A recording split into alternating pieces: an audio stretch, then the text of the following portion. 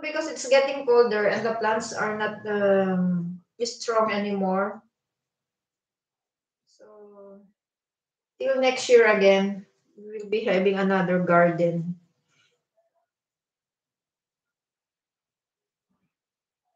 Sayang sislo, akala ko naman tuloy-tuloy sana yung mga kangkong, pero wala. Pag lumamig na, once na lumamig, ano na sila, namamatay na. Nagyayelo na, tapos ano, sayang. Pero at least na-enjoy ko naman mag-adobo, ganun ba?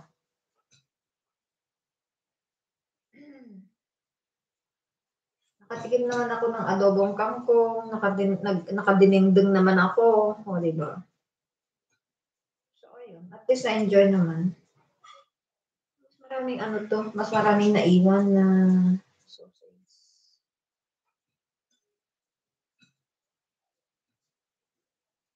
Ayun. Hindi pa ako nakapag-renew ng tax form sa YT. Sinend sa akin ni DJM yung nagka-renew na pala siya. Every 3 years naman pala sislo mag-renew ng tax sa YT.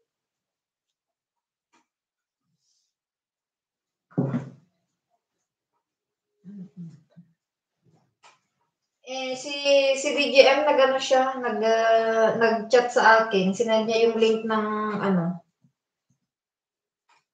ng pag-renew ng tax form. So, yung mga wala pang dyan guys, yung mga hindi pa nakakapag-renew ng tax.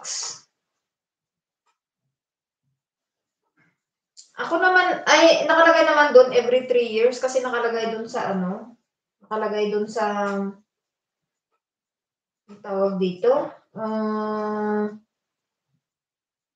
sa AdSense, nakalagay doon. Sa akin naman hanggang December 2025. Pero magre-renew na siguro ako. Para naman matapos na. This weekend para magamit ko yung laptop. Kasi parang sa cellphone lang, parang natatamingot ba ako?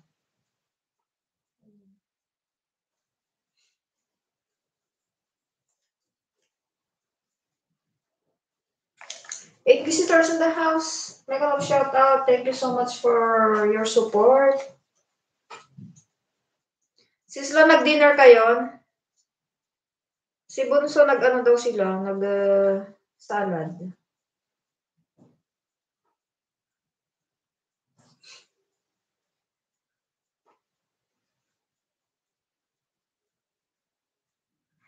Madali lang naman maluto to eh.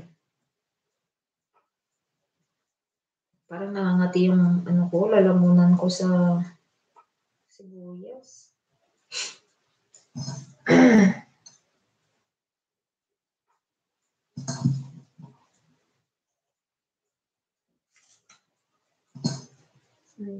Mas maraming sibuyas better, sabi ni husband eh. Gusto ni husband ng sibuyas na ganito pag sa pizza. Yung white, ewan ko ba?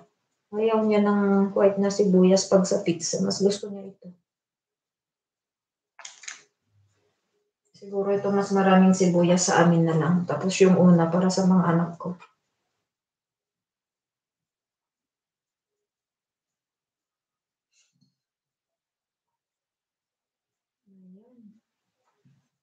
Overloaded na siya ng ingredients.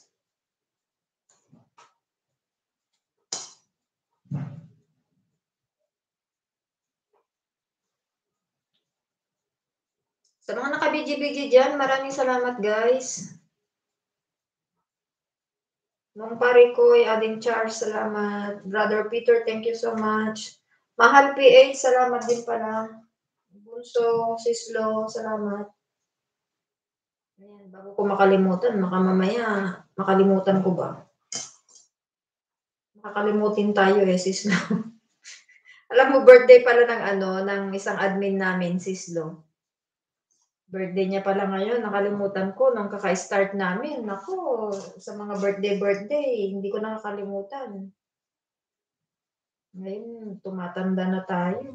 Nakakalimutin na. Diba yun? Ayan, diba?